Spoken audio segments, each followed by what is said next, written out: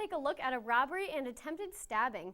Plus, we'll see how a CSU club designed a way for you to share your money through Bitcoin.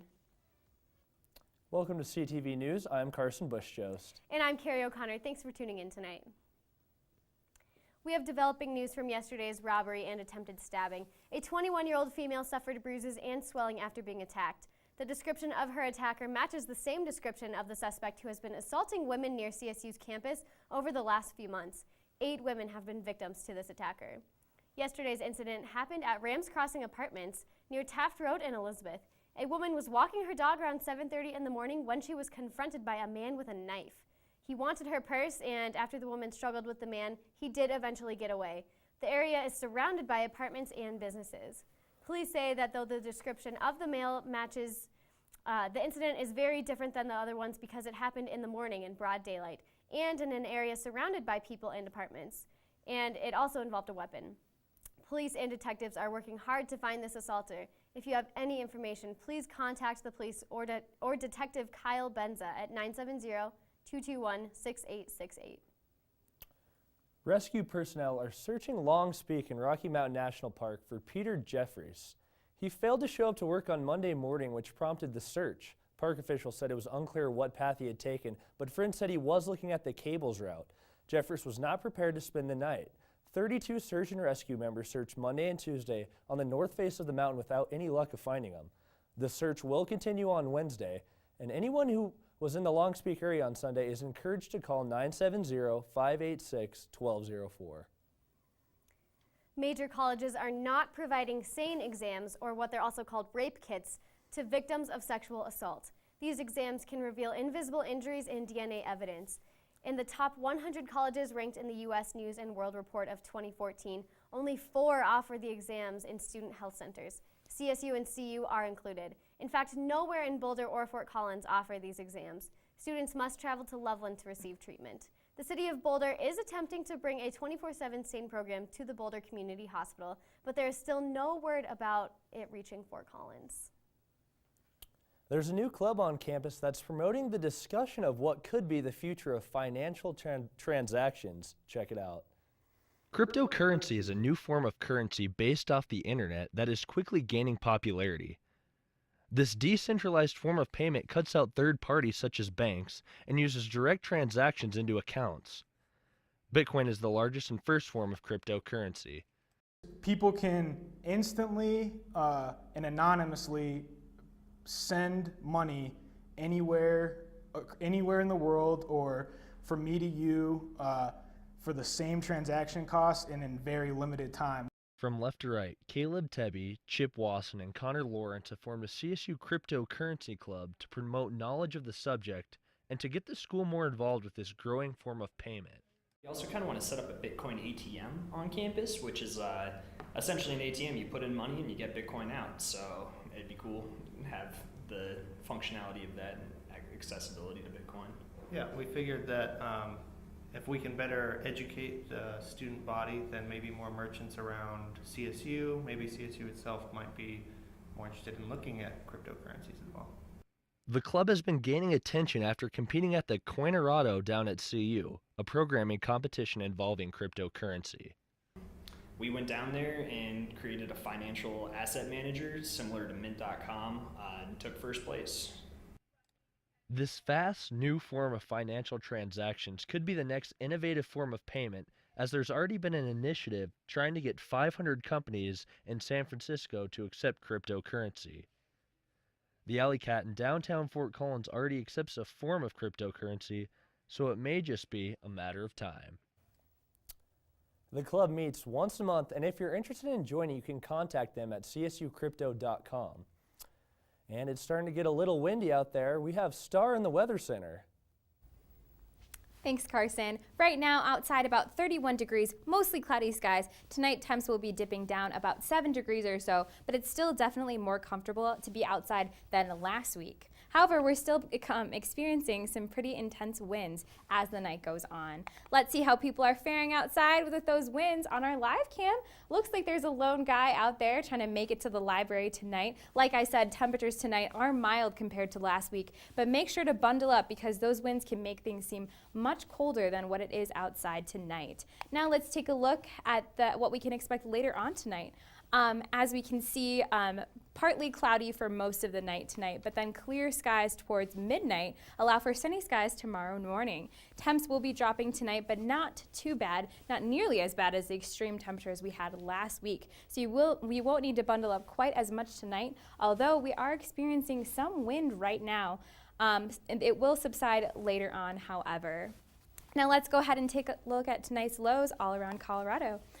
We can see them range from the teens to the single digits tonight. So like I said, -1 in Craig, all down the I-25 corridor, about 14 to 23, something like that. 19 in Sterling, and then of course 16 over in Grand Junction. So we should be thankful on the spirit of Thanksgiving that we're holding in at 23 degrees out there. Not as cold as we were last week, of course, but stick around after the break for your holiday weekend temps. Back to you guys at the desk. Stay tuned to see if the CSU football team moved up in the top 25 in the coaches poll, even when they were on bye. We'll be right back.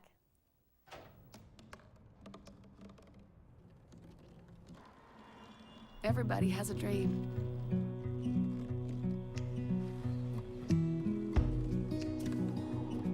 Mine was to see the ocean. And with a little help,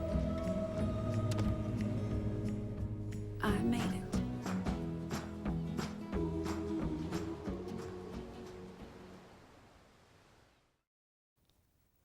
Welcome back, and thanks for sticking with us on this stressful week right before break. Anyone interested in heading to the library or doing some studying tonight should be able to brave those temps out there. Only about 31 degrees right now with some very low-level winds. As you can see, that flag is moving, coming in from the southeastern part of the state. That could reach actually up to 25 miles per hour tonight. So be prepared to possibly get blown away out there. Speaking of being blown away, tomorrow will be a very sunny day. Then as the day moves on, things will start to warm up, as we can see. Seeing highs around noon. However, throughout the day, we'll be experiencing some similar levels of wind that we had today. And as we move on into the afternoon, the skies will start to get partly sunny. Looking at tomorrow's highs, we're seeing upper 30s and 40s all around Fort Collins tomorrow. All down the I-25 corridor, 40s in there. 37 in Craig, 45 in Grand Junction, 41 in Telluride, 42 in Sterling, and Fort Collins will actually be one of the warmer places tomorrow, as I mentioned. So we have a lot to be thankful for here in Ram Country. Speaking of the holiday, let's look at that 7-day forecast for the beginning of break next week. Tomorrow, as I mentioned before, mostly sunny skies with winds at about 5 to 7 miles per hour. Then Thursday, mostly sunny skies with a high of around 45 and a low of 21. Friday, mostly sunny skies as well with a high around 45. And what a beautiful start to the break. Then Saturday, similar weather that we'll see on Friday. Perfect for if you're flying or heading home for break. Then Sunday, temperatures will drop a little with a high of about only 36. And Tuesday, we'll have a high of about 39. And although it's still a ways away, Thanksgiving is predicted to have a high of about 29 with partly sunny skies here in Fort Collins. Have a great and relaxing break, Rams. Back to you guys at the desk. You might not be waking up at 2 o'clock in the morning anymore because of that train horn, Rams. City staff members had a meeting today with City Council to discuss waiving the Federal Railroad Administration rule on sounding train horns 15 to 20 seconds before entering a public crossing. If the waiver is granted, the BNFS Railway on Mason Street from Laurel Street to North College Avenue would be considered a quiet zone. The waiver will include safety improvements at the intersection. The city hopes that these safety improvements will be a compelling argument against the FDA to stop the train horns. If the waiver is granted, the city will come to the public to look at additional safety regulations. The city will also be looking at spending between $3.5 to $5 billion. That would be so exciting if they could so nice. quiet that down a little bit. Anyway, Brett Kennedy is in the sports lounge now. How's the sports world looking, Brett? Hey Rams fans, as fall break nears closer and closer for students, a 6th consecutive Mountain West title nears closer for the Colorado State volleyball team. The Rams soundly beat Air Force and New Mexico 3-0 and 3-1 last week in Moby Arena, launching their record up to an awesome 26-2, and now only one game away from taking the conference title. In the Air Force game, Marley Reynolds and Kelsey Snyder had 10 kills each, but the big story of that game was Jamie Kalazy, who had 14 digs, which made it over 1,000 in her career. She becomes the 11th Ram in history to record that many and is on pace to finish second all-time in digs for Colorado State when her time here is over. In the New Mexico game, Alexandra Piletto led the way with 11 kills and a team-high 6 blocks. 3 other players racked up double-digit kills as Dree Colbert had 13, Marley Reynolds had 11, and Jasmine Hanna had 10. The end of the year has brought an early holiday present as college basketball is back. The Rams men's team played their first game of the year as they took on Montana last week in Moby. The Rams laid on the gas as efficient shooting led them to an 83-66 victory. The player who stood out the most was newcomer Stanton Kidd, who finished 6 of 8 shooting and led all scorers with 19 points. But Kidd had some help. Gian Clavel had 13 points to go along with CSU's veterans Andrew Bejarano and JJ Avila, who racked it up as well with 15 and 10 points apiece. With Turkey Day right around the corner, the Colorado State football team has a lot to be thankful for from this past weekend, and they didn't even play. The Rams have moved up to number 22 in the AP Top 25 poll and 23rd in the coaches poll. Receiver Rashard Higgins has been named a semifinalist for the Bolitnikoff Award for the nation's best receiver, and quarterback Garrett Grayson was put on the watch list of possible candidates to win the Heisman Trophy. The Rams play their last home game of the season this Saturday against New Mexico. K&K, back to you. That's great. Thank you, Brett. We are going to take a quick break, but when we get back, we'll see just how well the dance marathon went on Saturday.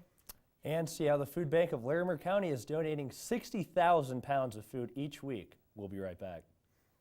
The next 30 seconds can save you a lot of money. Just do your laundry in cold and stick to full loads. Auto-sleep your computers. Plug your gadgets in a power strip and switch it off when you're done. Headed out? Turn back your thermostat by 10 degrees. And drive sensibly. The more energy you save, the more money you save. Find other great tips at energysaver.gov. The CSU Dance Marathon was a major success Saturday night. Students and children champions from Denver's Children's Hospital danced the night away and raised thousands of dollars doing so. Although the weather did hold a few people back from dancing all night long, it was still a fantastic turnout. Many CSU clubs and Greek Life members were in attendance to raise money for children in need.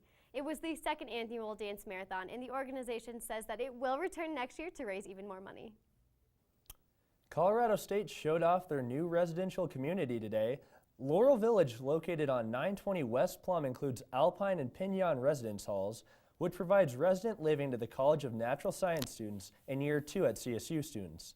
The pavilion located next to Laurel Village is also new and provides a study place for students where they can also play games like air hockey and foosball. The pavilion will also be the first building on CSU main campus to pursue the LEEDS Platinum certification. Nearly 13,000 people each month. The food rescue program started 20 years ago and now works with 30 nonprofit organizations. Stores like King Soopers, Albertsons, Walmart, and Whole Foods collect almost expired food to donate it to the program. The stores donate 60,000 pounds each week. Communications manager Lauren Mingus says that all food is examined and they have very high standards for food that goes to the food bank clients. That is all the time we have this evening, but the news does not stop here. Check it all out on thecollegian.com. We have so many more stories that you can find there, Rams. It does not stop here at CTV News. We have arts and entertainment as well. You can check out sports. There's all sorts of different things. So remember to also follow us on Twitter at CollegianC. Have a wonderful evening, Rams.